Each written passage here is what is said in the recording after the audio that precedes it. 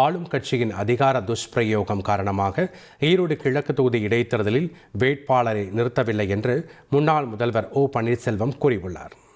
நடைபெறுகின்ற ஆட்சியினுடைய எதாச்சியாகவும் அதிகார துஷ்பிரயோகங்கள் இவையெல்லாம் அந்த தேர்தலில் நடைபெறுவதை ஒட்டி தேர்தலை நாங்கள் வேட்பாளரை நிறுத்தவில்லை.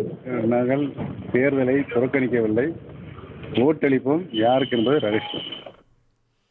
திருப்பூரில் பெய்த கனமழை காரணமாக வெப்பம் தணிந்ததால் மக்கள் மகிழ்ச்சி அடைந்தனர்.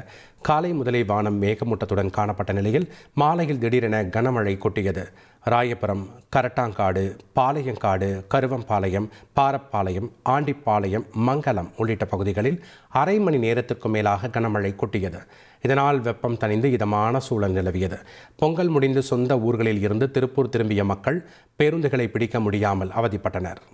ஈரோடு மாவட்டம் பவானி சுற்றுவட்டார பகுதிகளில் இரவு நேரத்தில் சுமார் அரை மணி நேரத்திற்கும் மேலாக கனமழை பெய்தது. சேர்வராயன்பாளையம், காடையாம்பட்டி உள்ளிட்ட பல்வேறு பகுதிகளில் கனமழை பெய்ததுடன் சில இடங்களில் சாரல் மழை தொடர்ந்தது. செய்திகளை உடனுக்குடன் தெரிந்து கொள்ள உடனே சப்ஸ்கிரைப் பண்ணுங்க.